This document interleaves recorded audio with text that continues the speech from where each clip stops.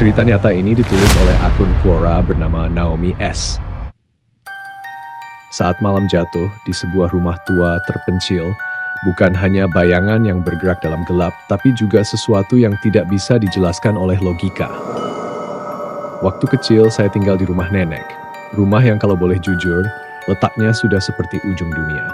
Untuk sampai ke sana, harus melewati gang sempit yang bahkan motor pun harus pelan-pelan. Mobil, jangan harap. Sampai sekarang, akses ke sana masih begitu-begitu saja. Rumah nenek besar, bertingkat tapi sepi, sunyi, terpencil. Bahkan tetangga terdekat hanyalah seorang janda di rumah sebelah. Dan ya, nenek saya juga seorang janda. Entah kenapa mereka berdua memilih tinggal di tempat yang nyaris tersembunyi, dikelilingi rumpun bambu tinggi yang berdesis saat angin berhembus. Dan di belakang rumah, sawah luas, gelap tanpa satupun cahaya. Kalau malam tiba, rumah nenek terasa seperti set film horor klasik. Suara burung malam yang sayup, desir angin, dan gesekan-gesekan pohon bambu yang terdengar seperti bisikan. Tapi suara bukan satu-satunya hal yang menyeramkan. Lokasi kamar mandinya lebih mengerikan lagi. Bayangkan ini, kamar mandi terletak di luar rumah. Dan kakusnya, tepat di antara batang-batang bambu tidak ada lampu, hanya cahaya senter atau lampu teplok yang menemani. Setiap kali harus buang air malam-malam, rasanya seperti sedang melakukan ritual uji nyali. Suatu libur sekolah, 3 sepupu saya semuanya perempuan duduk di bangku SD dan SMP, datang menginap di rumah nenek. Mereka tinggal sekitar 20 km dari desa nenek. Hebatnya mereka menempuh jarak itu naik sepeda sendiri. Saya, yang saat itu masih terlalu kecil untuk sekolah, begitu senang mereka datang, kami bermain, bercanda, mereka bahkan pamer sepeda barunya. Tapi kegembiraan sore hari itu berubah menjadi malam yang tak akan pernah saya lupakan. Usai maghrib, rumah kami lumayan ramai. Tetangga sebelah ikut datang menonton televisi. Seingat saya acaranya kuis, mungkin tayang sampai sekitar pukul 9 atau 10 malam.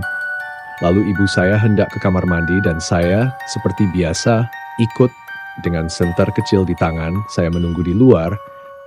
Kebiasaan saya sambil menunggu, saya mainkan senter ke sekeliling. Tapi malam itu, cahaya senter saya menangkap sesuatu, seseorang, atau sesuatu. Dia bergelantungan di atas pohon bambu. Rambutnya panjang menjuntai, wajahnya pucat, seperti Suzana di film Sundel Bolong. Mata saya membelalak, saya membeku, lalu pecah dalam tangis ketakutan. Ibu saya buru-buru keluar, panik melihat saya menangis tanpa suara. Saya terlalu shock untuk menjelaskan apa yang saya lihat. Kami langsung masuk rumah. Namun, ternyata teror belum selesai. Justru baru dimulai, begitu masuk, suasana di dalam rumah pun berubah tegang. Sepupu saya yang tengah mendadak histeris.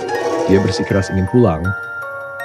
Malam-malam begitu, dia sudah siap-siap dengan sepedanya di tangan, mau kabur dari rumah nenek. Kami semua bingung. Nenek mencoba menenangkan, ayah saya dan saudaranya juga ikut membujuk. Tapi sepupu saya malah makin tak terkendali. Ceritanya menggema, seperti bukan dirinya sendiri. Ibu saya segera membawa saya menjauh, menyembunyikan saya di belakang punggungnya. Tangis sepupu saya semakin menjadi-jadi, lalu dia mulai mengamuk. Wajahnya aneh, matanya seperti bukan matanya. Ketika tubuh kecilnya tak bisa lagi dikendalikan, kami sadar ini bukan sekadar anak rewel yang ingin pulang. Dia akhirnya diikat ke kursi oleh ayah saya. Azan dikumandangkan di dekat telinganya. Tapi tak mempan, ia terus menggeliat dan menjerit. Tetangga sebelah datang, ikut panik. Suasana rumah menjadi kacau. Akhirnya keluarga memutuskan untuk memanggil ustadz. Tapi saya tak tahu apa yang terjadi selanjutnya. Saya tertidur di tengah kegaduhan itu. Mungkin karena tubuh kecil saya tak sanggup lagi menahan lelah dan takut. Paginya semuanya terasa sepi, terlalu sepi. Sepupu-sepupu saya sudah tak ada, kata ibu. Mereka sudah dijemput oleh orang tuanya.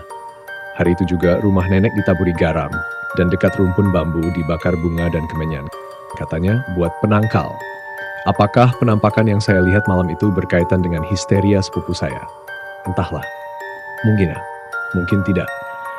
Tapi ibu bilang sejak kecil saya memang sering menunjuk pohon-pohon dan bilang, itu mbak rambut panjang duduk di atas pohon. Ibu selalu berpikir itu cuma imajinasi anak-anak atau mungkin pengaruh film Suzana. Sekarang, rumah nenek sudah tidak ada, hancur.